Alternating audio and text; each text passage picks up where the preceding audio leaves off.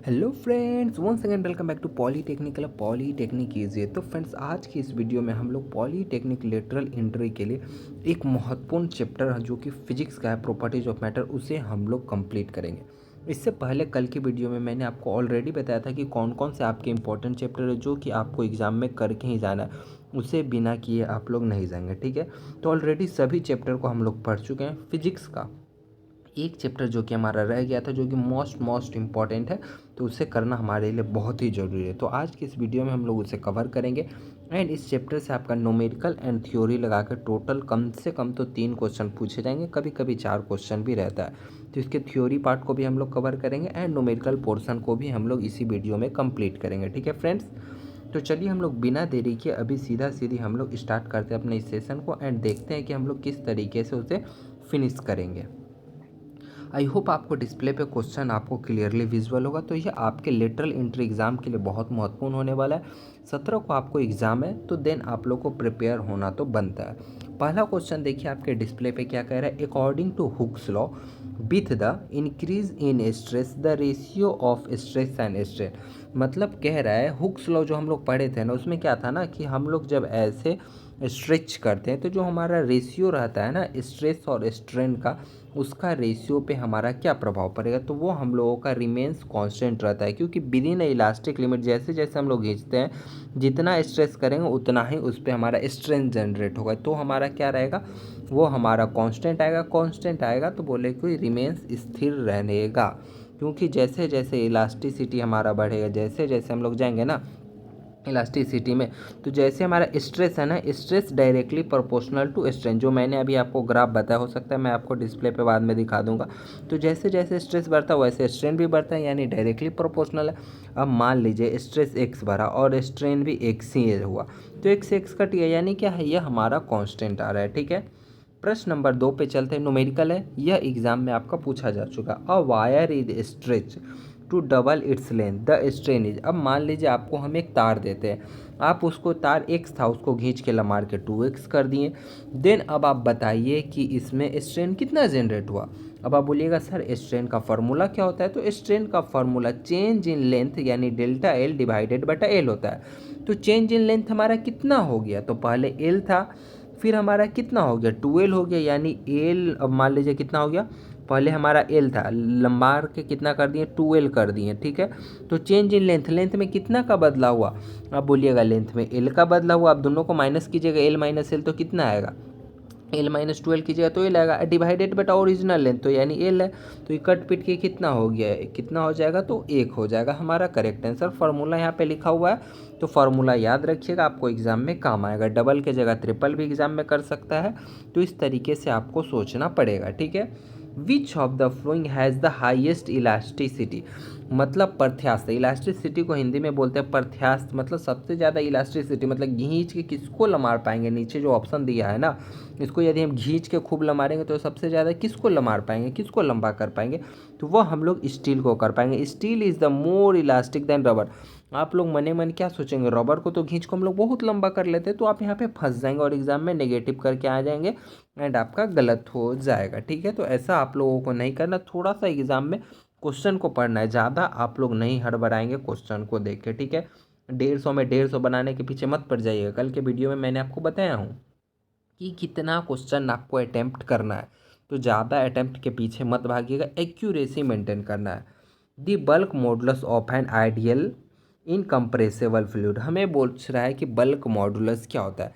तो first of all आपको bulk modulus का फॉर्मूला पता है, तो बल्क मॉडुलस को हम लोग बी से डिनोट करते हैं, और ये क्या होता है, तो हमारा होता है वॉल्यूम डिवाइडेड, यहाँ हमारा हो जाता है, यहाँ पे मैंने फार्मूला भी लिख दिया हूँ, वॉल्यूम माइनस ये हमारा चेंज इन वॉल्यूम दिखाएगा। ठीक है, change in volume, bulk modulus क्या है, change in volume, and divided बता हमारा प्रेशर बटा चेंज इन वॉल्यूम, बोले तो डेल्टा भी। ठीक है, अब एक चीज़ आप लोग नोट कीजिएगा दोस्तों, कि यदि आपका इनकम्प्रेसिबल फ्लूइड है, मतलब आप उसको दबा नहीं सकते, दबा दबा के पचका नहीं सकते, तो चेंज इन वॉल्यूम क्या हो जाए, मान लीजिए यह इतना बड़ा था इसका वॉल्यूम, ठीक है, अब ये इनकम्प्रेसिबल है, इसको आप कंप्रेस करके दबा नहीं सकते, तो इसका वॉल्यूम में कोई कमी आएगा, तो बोलिएगा जी नहीं, वॉल्यूम में तो कोई भी कमी नहीं आएगा।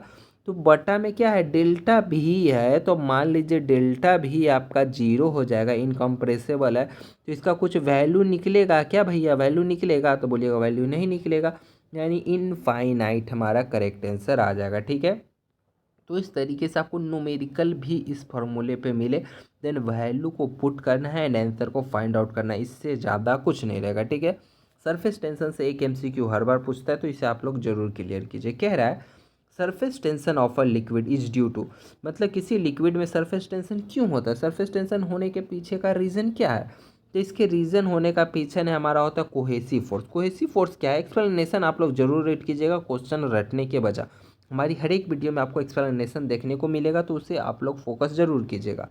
कह रहा है cohesive force are the force of attraction between the molecules of the same substance. कहने का मतलब है यदि आपने पानी लिया, ठीक है, या फिर कोई भी सब्सटेंस लिया, उसके अणु एक दूसरे से अपने आप में आकर्षित होते हैं, मतलब अपने आप से आकर्षित होते हैं, इसको हम लोग क्या कहते हैं, ससंजक बल, बोले तो कोहेसिव फोर्स बोलते हैं।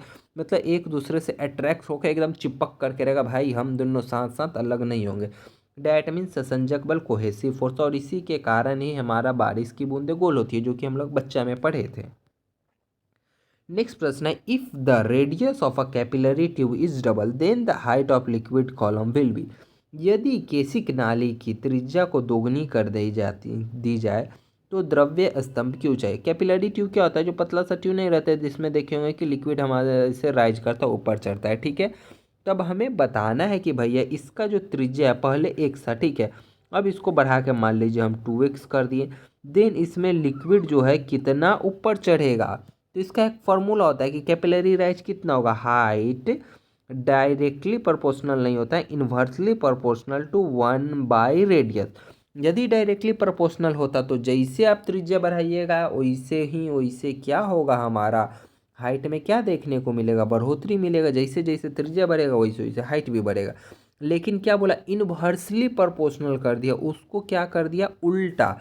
यदि इसको आप 2 गुना कीजिएगा ना तो ई हो जाएगा भैया आधा।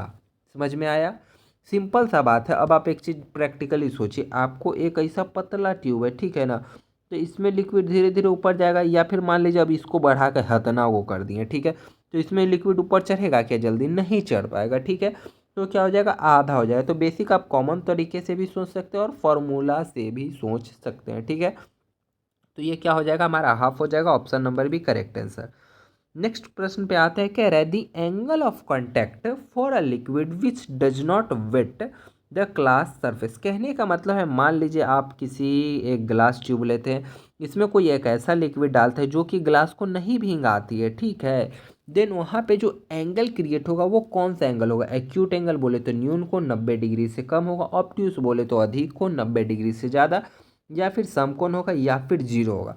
तो देखिए ऐसा जो लिक्विड होता है ना, फर्स्ट ऑफ ऑल वो आपका मरकरी आ जाता है। मरकरी क्या है ना, जो आप देखे होंगे बहुत सारा फोटो वीडियो, या फिर किसी टीचर से जब आप पढ़ रहे होंगे 12th, देन आप सुने होंगे कि मरकरी क्या है, ग्लास में नहीं चिपकता, यदि आप उसको हाथ पे भी लीजिए तो गोल बूंदा जैसा बना हुआ रहेगा।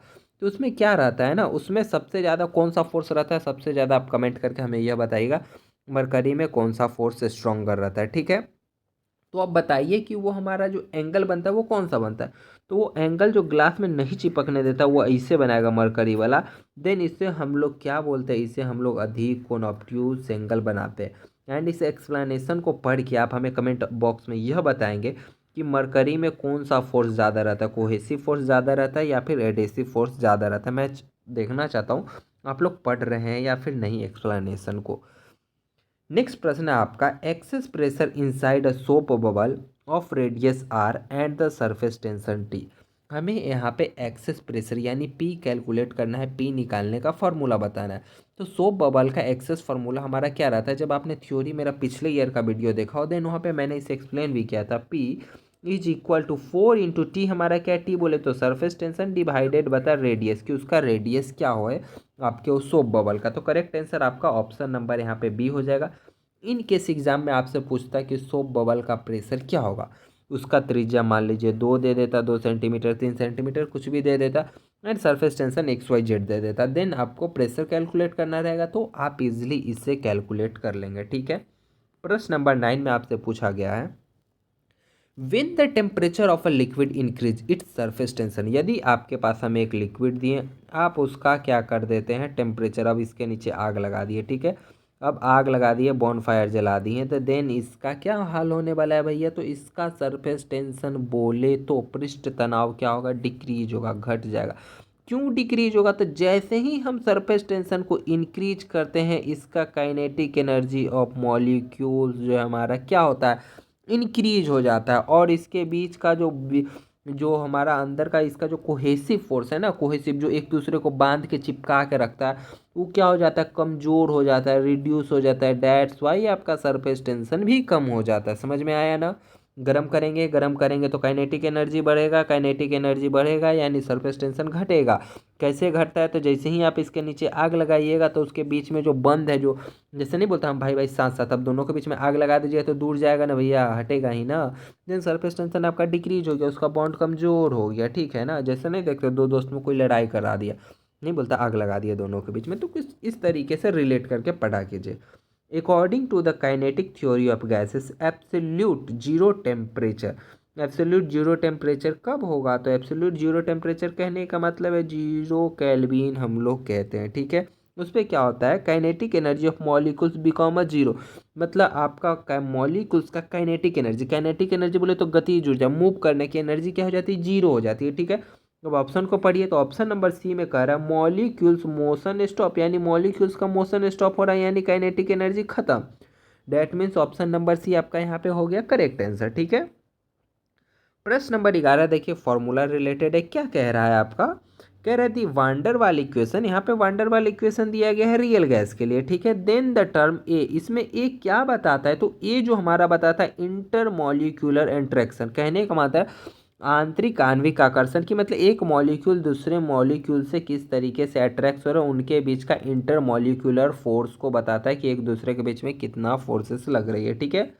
अगला प्रश्न नंबर 12 आपका क्या कह रहा है, कह रहा है in streamline flow the velocity of the liquid particles, मतलब कहने का मतलब है धारा रेखीय प्रवाह में एक द्रव कण का वेग क्या होता है, तो नाम ही क्या है, धारा रेखीय प्रवाह, मतलब कि स्ट्रीमलाइन फॉलो कर रहा है, that mean constant at a given point in space, मतलब ये जो फॉलो हो रहा है इसमें से किसी भी पॉइंट पे लीजिएगा तो कांस्टेंट आएगा। क्या कांस्टेंट आएगा, तो भैया उसका जो पाथ है वो आपको सेम मिलेगा, वेलोसिटी भी सब कुछ सेम मिलेगा, उसके अंदर के पार्टिकल का जो भी उसके अंदर पास कर रहे इस फॉलो में धारा रेखीय प्रवाह में, ठीक है। तो इसे याद रखिएगा। एक और इससे इंपॉर्टेंट क्वेश्चन है जो एग्जाम में पूछा गया था, वो प्रश्न नंबर 13 है, ठीक है। क्या कर रहा है, Reynold number R E for a liquid following a pipe determine, मतलब रेनॉल्ड नंबर से हम लोग क्या निर्धारित करते हैं, तो क्या निर्धारित करते हैं, हम लोग निर्धारित करते हैं कि कौन सा फ्लो है, स्ट्रीमलाइन फॉलो है, टर्बुलेंट फॉलो है, या फिर कोई अदर फॉलो है। तो देखिए रेनॉल्ड नंबर क्या है, एक नंबर है। अब नंबर से समझिए एग्जाम में कैसे क्वेश्चन यहाँ से पूछ सकता है, यदि रेनॉल्ड नंबर यदि आपका 2000 से कम आएगा, देन इसे हम लोग स्ट्रीम लाइन फॉलो या फिर लेमिनार फॉलो, दोनों एक ही होता है, इस नाम से जानते हैं। यदि आपके एग्जाम में बोल दे कि रेनॉल्ड नंबर इतना है, देन ये कौन सा फॉलो है हमारा, मतलब कौन सा प्रवाह हो रहा है इस द्रव्य में। या फिर अब आप बोलिएगा मान लीजिए रेनॉल्ड नंबर 3000 से ज़्यादा है, तो ये क्या फॉलो करेगा, टर्बुलेंट फॉलो। एग्जाम में ऐसे पूछेगा कि टर्बुलेंट फॉलो में हमारा रेनॉल्ड नंबर कितना होना चाहिए, 2000 से ज़्यादा, 3000 से ज़्यादा, इस तरीके से आपसे एग्जाम में पूछेगा कि स्ट्रीमलाइन फॉलो में रेनॉल्ड नंबर कितना होना चाहिए। तो इसे आप लोग याद रखिएगा। रेनॉल्ड नंबर क्या बताता है, तो टाइप ऑफ फॉलो बताता है कि प्रवाह किस प्रकार की होती है, ठीक है। The dimension of coefficient of viscosity, viscosity का डायमेंशन क्या होगा, आप यूनिट भी पता रखिए, डायमेंशन भी पता रखिए। तो इसका डायमेंशन होता है M L inverse T minus one, यानी M L minus one T minus one भी इससे बोल सकते हैं। एग्जाम में मे भी आपसे ना पूछे, ठीक है, आपसे पूछ दे इसका यूनिट क्या होता है। तो मैंने यहाँ पे सबसे पहले फर्स्ट ऑफ ऑल फार्मूला लिखा हूँ कि कोफिशिएंट ऑफ फ्रिक्शन आप निकालेंगे कैसे, तो फार्मूला हो गया आपका ये। यहाँ से हम लोग देखेंगे कोफिशिएंट ऑफ फ्रिक्शन क्या है, एन है यहाँ पे, तो ई इज इक्वल टू हमारा क्या हो जाएगा, एन इक्वल टू एफ बटा 6 पाई आर भी। अब फोर्स का क्या होता है, न्यूटन होता है, तो सेम न्यूटन लिख दिया यहाँ पे। 6 पाई है तो कांस्टेंट का तो हमारा कुछ नहीं होता, खत्म। और आर का मीटर होता है और वेलोसिटी का मीटर पर सेकेंड होता है, निकाल दिए यहाँ पे, ऐसा है यूनिट। तो ऐसा यूनिट और डायमेंशन याद रखेंगे, इस चैप्टर का यह एक इंपॉर्टेंट पार्ट है, तो इसे आप लोग अच्छा से रखिएगा, ठीक है।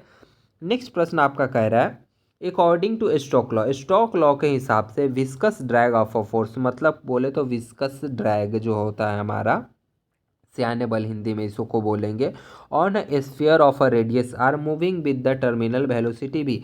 तो हमें यहाँ पे स्यान्य बल पूछा है। स्टोक के नियम के अनुसार सीमांत वेग भी से चलने वाले त्रिज्या आर गोले पे सैन्य बल ले लगे। तो सैन्य बल का अभी जस्ट हम लोगों ने ऊपर फार्मूला देखा, क्या फार्मूला था, एफ बराबर 6 पाई एन, बोले तो coefficient of friction r into भी, बोले तो आर क्या, रेडियस है, वी वेलोसिटी है, एन क्या था आपका, कोफिशिएंट ऑफ फ्रिक्शन था। तो एग्जाम में आपको कोफिशिएंट ऑफ फ्रिक्शन दिया रहेगा, देन आपको क्या निकालना रहेगा, सैन्य बल, बोले तो ड्रैग फोर्स, बोले तो क्या निकालना पड़ेगा, सैन्य बल। ठीक है, तो इसे आप लोग याद रखिएगा, फार्मूला जरूर याद रखिएगा, एक दो ही फार्मूला है तो इसे आप लोग याद रखिए। Terminal velocity V T of a spherical ball falling through a viscous medium is proportional to, कह रहा है एक सान्य माध्यम में गिरने वाले गोलाकार गेंद, मतलब एक आपका यहाँ पे गाढ़ा लिक्विड है, ठीक है, इसमें गेंद गिर रहा है तो किसके समानुपाती होता है, तो जो हमारा भी टी होता है, terminal velocity is directly proportional to, क्या है, ये आपका फार्मूला है इसका विस्कस वाला का, तो ये किसके डायरेक्टली प्रोपोर्शनल है, तो ये हमारा आर स्क्वायर, बोले तो उसके रेडियस उसके त्रिज्या के हमारा स्क्वायर का प्रोपोर्शनल होता है। तो ऑप्शन नंबर सी यहाँ पे हमारा करेक्ट आंसर हो जाएगा। अगला प्रश्न बर्नौली प्रिंसिपल से एक प्रश्न आपका यहाँ से बनेगा, ठीक है, तो बर्नौली प्रिंसिपल इस चैप्टर के लिए इंपॉर्टेंट है। कह रहा है Bernoulli theorem is based on the principle of conservation of, तो बर्नौली प्रिंसिपल किसके कंजर्वेशन, किसके संरक्षण सिद्धांत पे कार्य करता है, एनर्जी के संरक्षण। इसे आप लोग एक बार पढ़ लीजिएगा, देन आपको इजिली याद होगा बर्नौली प्रिंसिपल क्या है, यहाँ पे मैंने डिफाइन किया हूँ, ठीक है। अब venturi meter is use to measure, venturi meter से हम लोग क्या मेज़र करते हैं, तो वेंचुरी मीटर से हम लोग मेजर करते हैं कि जो हमारा धारा प्रवाह हो रहा है ना लिक्विड का, दर क्या है, rate of flow of liquid हम लोग मेजर करते हैं। ये क्या है ना, बर्नौली प्रिंसिपल का एक्सप्लेनेशन, जो बर्नौली प्रिंसिपल हम लोग देखे थे ना उसका प्रैक्टिकल यूज हो गया एक तरीके से, ठीक है, प्रैक्टिकल यूज है, उसी से हम लोग क्या करते हैं, मेज़र करते हैं, फ्लो रेट मेज़र करते हैं कि कैसे बह रहा है, ठीक है, कितना तेज़ी से। When the speed of a fluid increase its internal pressure, कहने का मतलब है जब किसी तरल की गति को बढ़ा दी जाती है तो उसका आंतरिक बल पे क्या प्रभाव पड़ता है, तो उसका आंतरिक बल भैया क्या होता है, डिक्रीज हो जाता है। जैसे ही प्रेशर को हम लोग बढ़ाएंगे देन हमारा क्या होगा, देन इसका हम लोगों का जो जैसे ही हम लोग स्पीड को बढ़ाएंगे, इंक्रीज स्पीड को हम लोग बढ़ाएंगे वेलोसिटी को, देन इसका प्रेशर हमारा डिक्रीज हो जाएगा, ठीक है, तो इसे आप लोग याद रखिएगा, इन्वर्सली प्रोपोर्शनल एक तरीके से ये आपका हो गया, ठीक है। प्रश्न नंबर आपका देखिए 20 में क्या बोला है, the working of a atomiser spray depends upon, अब आप बोलिए एटोमाइजर क्या होता है भैया, तो कुछ नहीं, वो जो परफ्यूम देखे हैं ना, जैसे इसे टिचुक टिचुक दबाते हैं, मस्त सा स्प्रे निकलता है एंड आपको खुशबूदार कर देता है, या फिर आप देखे होंगे सैनिटाइजर में देख लिए होंगे इसको, जैसे दबाते हैं इससे बाहर निकलता है, या फिर कुलीन स्प्रे वाला में देखे होंगे। तो ये किसके प्रिंसिपल पे कार्य करता है, तो ये भी भैया बर्नौली के प्रमेय पे कार्य करता है, बोले तो बर्नौली का थ्योरम पे। क्या होता है, जैसे आप इसको दबाते हैं ना तो इसके अंदर लो प्रेशर जोन क्रिएट होता है। अब मान लीजिए अब इसमें प्रेशर लो है, अब नीचे भरा हुआ है लिक्विड, अभी ये फट से प्रेशर कम आता तो इसको भरने के लिए ऊपर जाएगा ना, मेंटेन करने लिक्विड ऊपर करके बाहर आ जाता है, मस्त आपको सा परफ्यूम लगा के चला जाता है। तो इस पर हमारा बर्नौली प्रिंसिपल पे ही हमारा कार्य करता है, ठीक है। अब आप समझ जाइएगा, जब भी फॉर्म में परफ्यूम मारिएगा तो आपको याद आएगा बर्नौली प्रिंसिपल। नेक्स्ट क्वेश्चन है आपका, two small drop of mercury each of radius r, दो मर्क्यूरी का ड्रॉप है, दोनों का रेडियस हमारा आर है, ठीक है, collapse from a single large, अब दोनों मिलके एक क्या बन गया, अब दोनों को ले जाके चिपका के एक बड़ा सा बबल बना दिए। The ratio of total surface energy before and after, अब बोल रहा है कि दोनों का सरफेस एनर्जी में क्या होगा, जैसे मान लीजिए पहले दो बबल था, ठीक है, तो इसका सरफेस एनर्जी और इसका सरफेस एनर्जी के बीच में क्या अंतर है, मतलब दोनों के बीच में क्या चेंजिंग है, हमें यह निकालना है, ठीक है। तो कैसे निकालें, यह एक हार्ड न्यूमेरिकल है इसका, तो मैंने न्यूमेरिकल लाया हूँ ताकि आपको थोड़ा सा न्यूमेरिकल का असर पता चले, ठीक है। इतना हार्ड आपके एग्जाम में भी पूछ सकता है, एक दो प्रश्न तो रहेगा ही रहेगा। तो फर्स्ट ऑफ ऑल दोस्तों हम लोग क्या करेंगे, आप लोग एक्सप्लेनेशन देखे होंगे कि 2 लाइन में बन गया, बट थोड़ा सा आपको दिमाग लगाना है। फर्स्ट ऑफ ऑल क्या करेंगे, दो हमारे पास क्या है, दो ड्रॉप था, ठीक है, तो हम यहाँ पे दूसरा ड्रॉप भी बना लिए, ठीक है। तो फर्स्ट ऑफ ऑल आप इमेजिन कीजिए कि जैसे मान लीजिए एक लार्ज, अब एक बड़ा बबल बना, ठीक है, ये दोनों को मिला के एक बड़ा बबल बना, तो इसका जो वॉल्यूम होगा, इसका वॉल्यूम यह दोनों वॉल्यूम के जोड़ के बराबर होगा ना। अब एक जो बड़का जो बना है वो छोटका दो को जोड़ दीजिएगा तो बड़का वाला बन ही जाएगा ना। तो अब हम लोग क्या करेंगे, सबसे पहले बड़का का वॉल्यूम निकालेंगे। अब आप बोलिएगा स्फीयर का वॉल्यूम क्या होता है, तो हम बोलेंगे 4/3 पाई आर क्यू, अपनो नोमा में पढ़ा होगा, ठीक है। इज इक्वल टू, अब क्या है हमारा पे दो छुटका छुटका यहाँ पे क्या है हमारा बबल है, तो अब हम लोग इसका निकालेंगे। स्फीयर है, सॉरी बबल में गलती से बोल रहा हूँ, बट स्फीयर है। तो दो का क्या हो जाएगा, तो 2 से गुना कर दीजिए, एगो के निकालिए ना, तो 2 × 4/3 पाई आर क्यू यही होगा ना, ठीक है। अब यहाँ से हम लोग को क्या निकलेगा, हमारा यहाँ पे आर और आर का रेशियो निकले। अब एक चीज़ मैंने यहाँ पे गलत किया, यहाँ पे हम लोगों ने क्या लिया है, बड़का स्फीयर लिया है, बड़ा स्फीयर लिया, तो इसका रेडियस हम लोग कैपिटल आर रखेंगे, ठीक है। एंड यह वाला हमारा छोटका बबल का है, तो ये हमारा स्मॉल आर, ठीक है। अब यहाँ से एक रिलेशन निकलेगा। अब आपको क्या निकालना है, यहाँ से निकालना है कैपिटल आर। तो कैपिटल आर जैसे ही निकालेंगे ना, तो इज इक्वल टू कितना आ जाएगा, जब आप इसे कैलकुलेट कीजिएगा तो 2 के पावर 1/3, यहाँ पे लिखने में मेरे से थोड़ा प्रॉब्लम हो रहा है, 1/3 आ जाएगा। अब आप बोलिएगा ये कैसे कैसे कर दिए, तो ज़रा सा समझिएगा। 4/3 से 4/3 आपका कैंसिल हो जाएगा, ठीक है। पाई से पाई आपका कैंसिल हो जाएगा, ठीक है। अब आप यहाँ पे क्या बचा, इधर भी R3 है, इधर भी R3 है, और यहाँ पे बचा 2।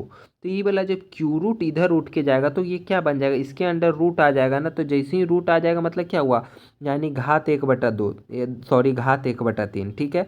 तो ये क्या हो गया, जस्ट 2 के पावर 1/3, इसलिए हम लिखे। एंड R3 है, तो इसके नीचे जब रूट के अंदर जाएगा तो ये आर आएगा, ठीक है। थोड़ा सा इसे समझने की कोशिश कीजिएगा कि R3 था तो इधर गया तो रूट क्यों जाएगा ना, तो 2 के पावर 1/3 हो जाएगा, आर आ जाएगा। आई होप आप ये समझोगे, नहीं समझोगे तो बोलिएगा, मैं आपको दोबारा नेक्स्ट वीडियो में एक्सप्लेन करूँगा, ठीक है। तो सेम यही चीज़ आपका देखिए मैंने यहाँ पे लिखा है कि आर और आर का रिलेशन क्या आएगा, इतना आ जाएगा, ठीक है। अब हमारे यहाँ पे रेडियस का दोनों का रिलेशन निकल गया। अब हम लोग निकालेंगे surface energy. First of all हम लोगों ने रेडियस निकाला, क्यों, क्योंकि सरफेस एनर्जी निकालने के लिए आपको रेडियस पता होना चाहिए, ठीक है। तो रेडियस अब हम लोगों ने कैलकुलेट कर लिया। अब हम लोग सरफेस एनर्जी का फार्मूला डालेंगे, ठीक है। तो इसे मैं करता हूँ इरेज, कर लिया अब हम लोग इरेज। तो अब हम लोग आते हैं सरफेस एनर्जी के फार्मूला पे, ठीक है।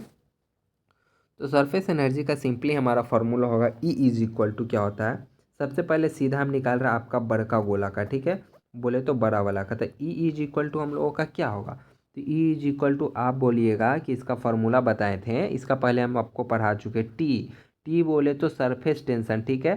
सरफेस टेंशन मल्टीप्लाई इंटू, किससे मल्टीप्लाई करें, 4 pi r square, 4 pi r square, यह आपका हो जाएगा, क्या हो जाएगा, इसका एनर्जी।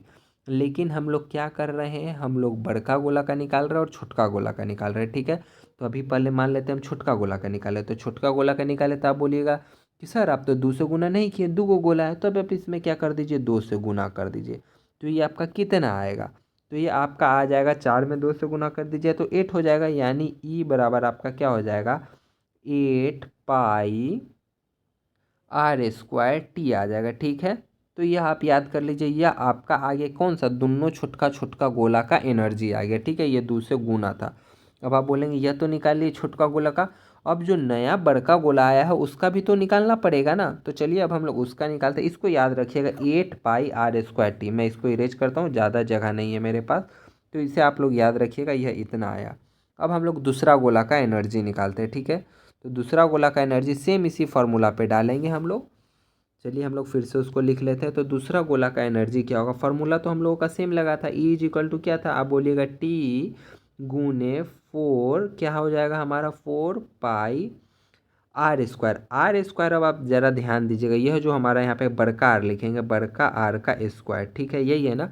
लेकिन बड़का आर यहाँ पे क्या है हमारा, बड़का आर यह है, बड़का आर के जगह यह लिखेंगे, यहाँ पे छोटा आर लिख लीजिएगा, सॉरी दोस्तों, ठीक है। तो बड़का आर का वैल्यू यह है, तो उस हिसाब से हमारा सरफेस एनर्जी क्या आएगा, तो सरफेस एनर्जी, एक सेकेंड दोस्तों, सॉरी फ्रेंड्स, एक्चुअली क्या था, मैं वहाँ पे डिस्प्ले पे सही से लिख नहीं पा रहा था, इसके लिए जस्ट अभी मैंने आपके लिए कॉपी पे लिख के इसे एक्सप्लेन किया हूँ, ज़रा समझिएगा।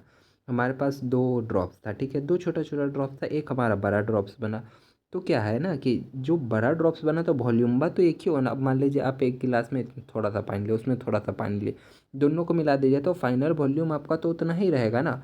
तो फर्स्ट ऑफ ऑल हम लोग वॉल्यूम निकाले, तो वॉल्यूम कैसे निकालते हैं, तो वॉल्यूम का फार्मूला क्या होगा, तो 4/3 पाई आर क्यू। अब यहाँ पे क्या था ना कि 2 छोटा छोटा था ड्रॉप्स, तो दोनों को ड्रॉप से 2 से मल्टीप्लाई कर दिया, ठीक है। एंड इधर एक बड़का ड्रॉप्स बन गया, तो इसका हम लोग रेडियस क्या मान लीजिए, बड़का मान लिया, ठीक है। अब इन दोनों के बीच में हम लोग रिलेशन निकालें। क्यों रिलेशन निकालें? क्योंकि हमें एनर्जी कैलकुलेट करने के लिए रेडियस का पता होना ज़रूरी है, ठीक है। तो इसलिए हम लोगों ने यहाँ पे आर निकाला, ठीक है। अब हम आते हैं कंपेयर करने, क्योंकि क्वेश्चन में हमें बोला था कि दोनों के कंपेयर करके एनर्जी क्या होगा। तो सरफेस एनर्जी हमारा बिफोर एंड आफ्टर क्या होगा। तो फर्स्ट ऑफ ऑल हम लोग एनर्जी निकालते हैं छोटका ड्रॉप का। तो छोटका ड्रॉप एनर्जी निकालने का फॉर्मूला क्या होता है, तो 4T × 4πr²। अब आप बोलिएगा सर 2 ड्रॉप्स था इसलिए 2 से गुना किए क्या, तो हाँ इसीलिए हम लोग 2 से गुना किए। तो यहाँ से हमारा E1 बराबर क्या आएगा, तो E1 बराबर बोलिएगा 4 में 2 से गुना कर दिया तो 8πr² हो गया, ठीक है। तो अब हम लोग छोटका छोटका ड्रॉप्स का तो एनर्जी निकाल लिए।